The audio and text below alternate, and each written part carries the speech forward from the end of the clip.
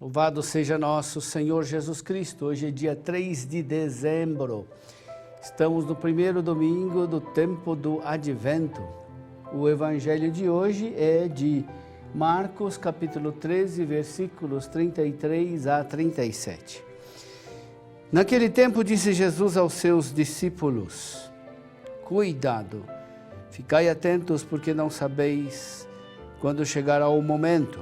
É como um homem que, ao partir para o estrangeiro, deixou sua casa sob a responsabilidade de seus empregados, distribuindo a cada um sua tarefa, e mandou o porteiro ficar vigiando.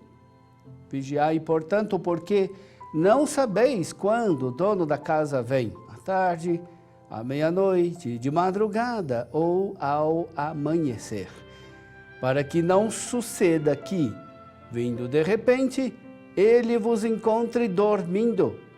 O que vos digo, digo a todos: vigiai. Meu irmão, minha irmã, gostaria de convidá-lo a um esforço de imaginação. Procure imaginar.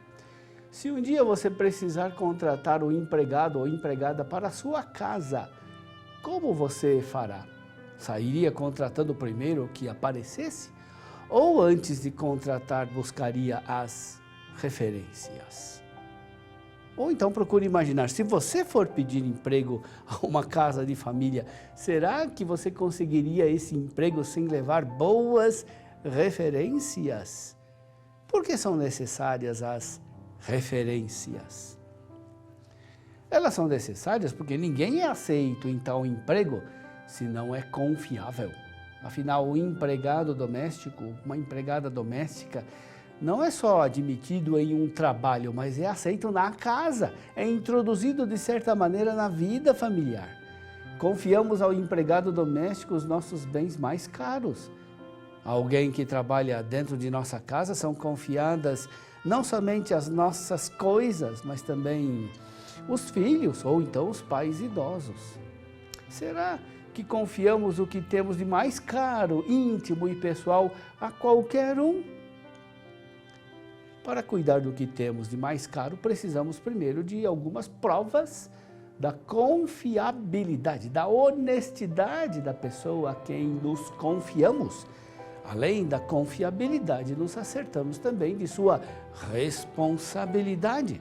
Se não é uma pessoa preguiçosa, se é pontual, se sabe se antecipar às necessidades, se tem boa resistência ao trabalho. No evangelho de hoje, Jesus nos exorta à vigilância de um jeito muito interessante. Devemos estar atentos, estar acordados, vigilantes, como o empregado de uma casa a quem um senhor confiou a sua casa. Em poucos versículos, Jesus nos explica de maneira magnífica o que é a vigilância cristã. É como um homem que, ao partir para o estrangeiro, deixou sua casa sob a responsabilidade de seus empregados, distribuindo a cada um sua tarefa, e mandou o porteiro ficar vigiando. Antes de falar da vigilância, a parábola nos coloca diante da situação em que vivemos. O Senhor deixou a sua casa sob a nossa responsabilidade e confiou a cada um de nós uma tarefa. Vejam como Deus tem confiança em nós. Ele nos confiou a sua casa, os seus bens, os seus filhos mais queridos. Nessa grande casa, que é a casa de Deus, cada um de nós tem uma tarefa. Todos somos responsáveis e insubstituíveis nesse sentido. Se não cumprir com a minha tarefa, ninguém a realizará por mim.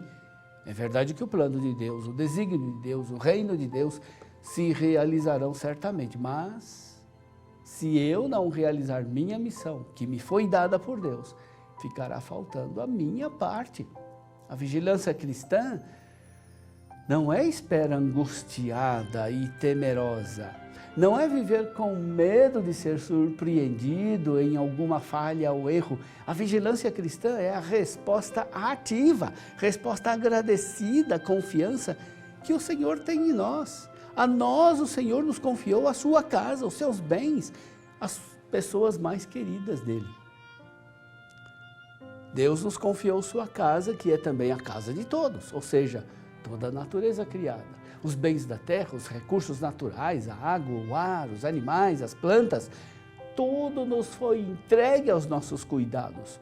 Somos como jardineiros ou agricultores, recebemos de Deus o cuidado da terra e do céu.